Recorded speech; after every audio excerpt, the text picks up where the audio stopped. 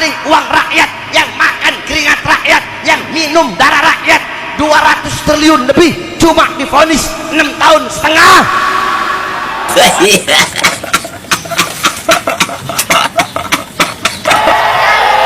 Ada apa dengan hukum di Indonesia, saudara-saudara? Saya sampaikan, hei Prabowo, bukankah ketika engkau menjabat sebagai presiden, saya melihat pidato-pidatomu berkata tidak ada yang kebal hukum di Indonesia, semua sama rata di Indonesia. Tapi jangan cuma omong-omong. Caci maki antara kawan, caci maki dengan pemimpin, caci maki itu saya kira tidak baik. Itu bukan ajaran agama kita, itu bukan ajaran agama-agama lain pun. Saudara-saudara, rakyat kita tidak suka mereka-mereka yang bicaranya kasar, ya. Pribadi kita bukan pribadi seperti itu. Jangan bawa budaya-budaya dari mana. Bangsa Indonesia adalah bangsa yang penuh sopan santun, saudara-saudara.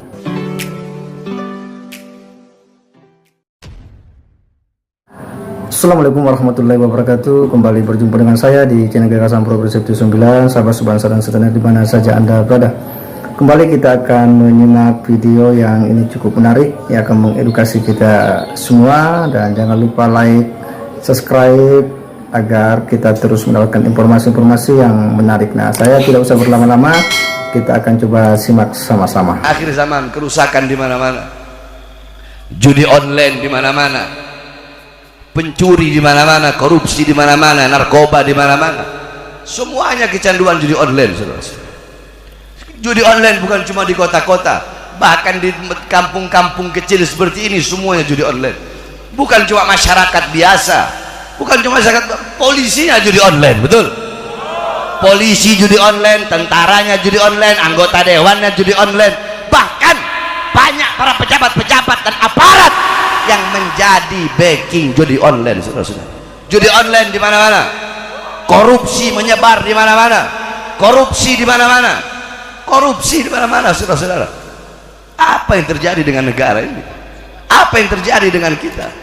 Korupsi bertebaran di mana-mana, rakyat susah, rakyat menderita, sedangkan para koruptor dilindungi, pada koruptor dilindungi, koruptor yang bikin susah rakyat, koruptor yang bikin mati rakyat, koruptor yang bikin rakyat kelaparan, yang bikin rakyat kehausan, yang merugikan negara, yang maling uang rakyat, yang makan keringat rakyat, yang minum darah rakyat. 200 triliun lebih cuma divonis 6,5 tahun. Ada apa dengan hukum di Indonesia, saudara-saudara? Saya sampaikan, hei Prabowo, bukankah ketika engkau menjabat sebagai presiden, saya melihat pidato-pidatomu berkata tidak ada yang kebal hukum di Indonesia, semua sama rata di Indonesia. Saya tanya, pidato seperti itu bagus tidak? Bagus tidak? Bagus tidak? Tapi jangan cuma omong-omong. Ada segelintir orang yang punya budaya caci maki, jelek-jelekin, cari masalah, ya kan? Padahal saya percaya mereka ini mungkin sudah ditutup hatinya, ditutup matanya. Saya tidak paham mereka itu, ya. Caci maki antara kawan, caci maki dengan pemimpin, caci maki itu saya kira tidak baik. Itu bukan ajaran agama kita, itu bukan ajaran agama-agama lain pun. Saudara-saudara, rakyat kita tidak suka mereka-mereka yang bicaranya kasar, ya. Pribadi kita bukan pribadi seperti itu. Jangan bawa budaya-budaya dari mana. Bangsa Indonesia adalah bangsa yang penuh sopan santun, saudara-saudara. Betul, betul. Jangan seperti itu, saudara-saudara. Kalau mau membasmi korupsi, kalau mau menegakkan hukum, tajam di atas, tajam di bawah, betul. Jangan hukum tajam di bawah, tumpul di atas. Hukum tumpul kepada orang-orang kaya, hukum tak berlaku kepada orang-orang kaya yang punya uang, yang punya jabatan. Sedangkan nenek-nenek yang mencuri kayu, pemuda yang mencuri ayam dihukum tahunan, koruptor yang maling uang rakyat ratusan triliun cuma dihukum 6,5 tahun. Kalau begitu rakyat juga mau sama-sama masuk penjara, yang penting dikasih uang ratusan triliun dan dihukum cuma 6,5 tahun, saudara-saudara. Saya tanya, kalian mau dihukum masuk penjara 6,5 tahun dikasih 270 triliun, mau? 270 triliun itu 7 turunan, gak habis-habis itu. Rakyat juga mau kalau begitu, dan hal ini dipertontonkan di Indonesia, saudara-saudara. Ini membuktikan bahwasanya hukum gak benar, betul. Makanya kita sampaikan kepada pemerintah Prabowo, Prabowo dan wakilnya, kabinetnya, periksa itu hakim yang menvonis kemarin itu koruptor biadab, divonis cuma 6,5 tahun, sedangkan korupsi ratusan triliun. Periksa itu hakim disuap, disogok, periksa dia. Kalau memang terbukti siapapun yang korupsi harta rakyat yang merugikan negara, tidak ada ampun bagi koruptor. Hukum mereka bukan dengan seberat-beratnya, hukum mereka dengan hukuman mati, saudara. Saya tanya Subang Hajar, setuju nggak koruptor dihukum mati? Setuju apa tidak? Setuju apa tidak? Setuju apa tidak? Itu baru orang nggak bakal berani lagi nyolong duit rakyat, betul? Betul. Jadi jangan seenak-enaknya begitu kepada rakyat, jangan. Rakyat nggak buta, betul? Sekarang ini semua rakyat udah nggak kayak dulu. Kalau dulu belum ada internet, nggak sampai di desa-desa, sekarang internet sudah sampai, masyarakat udah nggak bisa dibodoh-bodohi lagi, betul? Betul. Makanya saya sampaikan kepada para pejabat-pejabat, tegakkan hukum dan seadil-adilnya. Jangan semena-mena kepada rakyat, jangan butuh sama rakyat kalau cuma ada maunya doang. Mau pilpres, mau pilkada, mau pilbu, pilihan bupati, pilihan wali kota, baru butuh sama rakyat. Giliran udah jadi, lupa sama rakyat. Rakyat dibiarkan susah, rakyat dibiarkan kelaparan. Berapa banyak di Indonesia zaman sekarang ini, berapa banyak rakyat yang pengangguran, berapa banyak pemuda-pemuda pengangguran, berapa banyak kemiskinan merajalela di mana-mana. Akan tetapi kalau ada kebijakan-kebijakan pemerintah, kalau ada kebijakan-kebijakan presiden dan kabinetnya, Prabowo dan kabinetnya, kebijakan-kebijakan yang menguntungkan rakyat, maka akan rakyat dukung, betul? Contoh, belum 100 hari Prabowo jadi presiden, semua jadi online, sudah dilibas. Bagus nggak? Bagus nggak? Bagus nggak? Koruptor dilibas. Bagus nggak? Bagus nggak? Kecuali yang kemarin, nah itu harus diperiksa itu hakimnya itu. Jangan sampai rakyat yang turun tangan, betul? Betul. Kalau sampai di pengadilan rakyat, mungkin hakim sama koruptornya bisa mati sama-sama itu, saudara-saudara. Betul? Betul? Betul. Jadi jangan permainkan rakyat. Saya ketika melihat pidato-pidato Prabowo, saya bilang, oh ini bagus, kebijakan-kebijakan yang bagus ya kita dukung, betul. Makanya ada orang ngomong begini, Habib Bahar kalau Prabowo udah jadi presiden nggak bakal berani bahas pejabat, nggak bakal berani bahas pemerintah. Habib Bahar bakal jadi kucing basah, katanya. Kenapa? Kau kira saya daun kelor? Saudara-saudara, 20 Oktober pelantikan Prabowo jadi presiden. Saya ceramah di Lampung ketika itu, dihadiri puluhan ribu umat Islam. Di situ saya sampaikan, saya ikrarkan, apa saya bilang? Hei Prabowo, jikalau engkau mengeluarkan kebijakan-kebijakan yang pro kepada rakyat, menguntungkan rakyat, yang bikin rakyat senang, bikin rakyat bahagia, menguntungkan rakyat, pro kepada rakyat, dukung kepada rakyat, maka kami dan rakyat akan mendukungmu dan memberikan nyawa dan jiwa kami untuk pemerintahanmu. Tetapi jikalau engkau mengeluarkan kebijakan-kebijakan yang menyusahkan rakyat, menderitakan rakyat, bikin rakyat susah, bikin rakyat kelaparan, dan lebih mementingkan pihak-pihak asing, maka saya, Bahar bin Smith, akan saya pimpin rakyat untuk melawan kalian sampai titik darah penghabisan, saudara.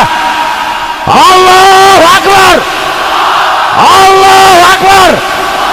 Siap lawan kebijakan yang menyengsarakan rakyat, siap lawan kezaliman, siap lawan ketidakadilan, siap lawan kemungkaran. Allahu Akbar. Indonesia merdeka, merdeka, merdeka. Allahu Akbar. Oleh karenanya saudara-saudara sekalian yang dimuliakan oleh Allah, khususnya para pemuda-pemudi Tasik, para santri-santri Tasik, saya wasiatkan kepada kalian semua, saya tidak tahu kapan saya mati, bisa saja saya mati, entahkah matinya alami atau matinya dibunuh, entah dibunuh, ditembak, diracun atau di apapun itu, saya nggak tahu kapan saya mati. Akan tetapi bersumpahlah kalian, berjanjilah kalian, jikalau suatu saat nanti saya telah tiada, saya mati karena berjuang untuk bangsa, berjuang untuk agama, berjuang untuk negara, berjuang untuk bangsa, berjuang untuk rakyat susah, rakyat kecil, rakyat kelaparan. Andaikan saya mati, berjanjilah kalian, jangan pernah kalian padamkan api-api perjuangan yang selama ini telah saya nyalakan. Siap lanjutkan perjuangan, siap lanjutkan perjuangan, siap kobarkan api perlawanan, siap lawan kezaliman. Allahu Akbar. Indonesia merdeka, merdeka, merdeka. Allahu Akbar. Mudah-mudahan Allah berikan kekuatan kepada para pemimpin-pemimpin yang baik. Sebaliknya pemimpin-pemimpin yang zalim semoga Allah hancurkan. Pemimpin-pemimpin yang baik, yang adil, semoga Allah berikan kekuatan agar selalu bisa menolong rakyat, selalu bisa menjadi pelindung rakyat dan masyarakat kecil. Amin amin ya rabbal alamin. Makanya kita doakan ya, mudah-mudahan Allah berikan kekuatan sehingga para pemimpin-pemimpin dan pejabat serta aparat kita bisa menjadi pejabat aparat yang adil ya, yang adil, yang insaf, yang tawassut, yang tawazzun, yang berpihak kepada rakyat. Bukan rakyat yang dikorbankan, tapi mereka mengorbankan nyawanya, jiwanya, darahnya, hartanya untuk rakyat. Bukan rakyat yang dikorbankan demi kepentingan perut dan partai-partai politiknya. Saudara-saudara, saya tidak ada urusan sama partai politik manapun, tidak ada. Bahar bin Smith tidak ada urusan dengan partai-partai politik manapun, saya tidak ada urusan, tidak ada urusan saya. Ini Indonesia, Indonesia, saya tanya, Indonesia ini Indonesia bukan milik presiden, betul? Betul. Indonesia bukan milik presiden, betul? Bukan milik Prabowo, bukan milik Jokowi, bukan milik Megawati, betul? Bukan milik PDI, bukan milik Gerindra, bukan milik Golkar, bukan milik PKS, bukan milik PKB, bukan milik PAN, bukan milik Demokrat. Indonesia bukan milik pejabat manapun, bukan milik Kapolri, bukan milik Panglima TNI, bukan milik tentara, bukan milik polisi, tetapi Indonesia milik kita bersama, bangsa dan rakyat Indonesia. Allahu Akbar. Hidup rakyat, hidup rakyat, hidup rakyat. Allahu Akbar.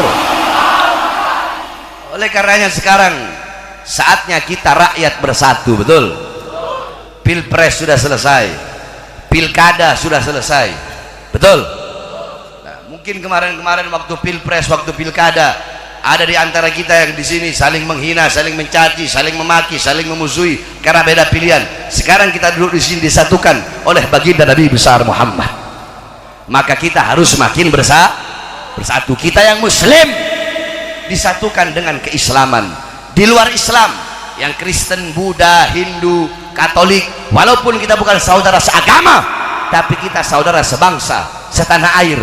Kita satu bangsa, satu merah putih, satu Pancasila, satu UUD 45. Kita yang Muslim disatukan dengan ukhuwah Islamiyah. Di luar Muslim, Kristen, Buddha, Hindu, Katolik, walaupun kita nggak seagama, tapi kita disatukan dengan ukhuwah wataniyah, ukhuwah nasionalisme, ukhuwah satu bangsa dan negara kesatuan Republik Indonesia.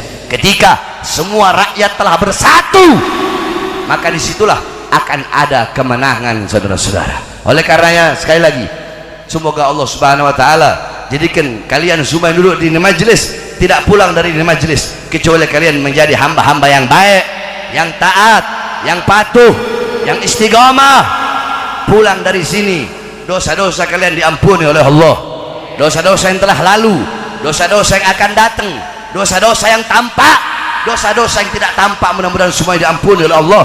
Pulang dari sini bawa rahmat. Orang tua bisa menjadi orang tua yang bisa mendidik anak-anaknya dengan pendidikan Nabi Muhammad SAW. Dan santri-santri yang ada di sini mudah-mudahan menjadi santri-santri yang mendapatkan ilmu yang barokah,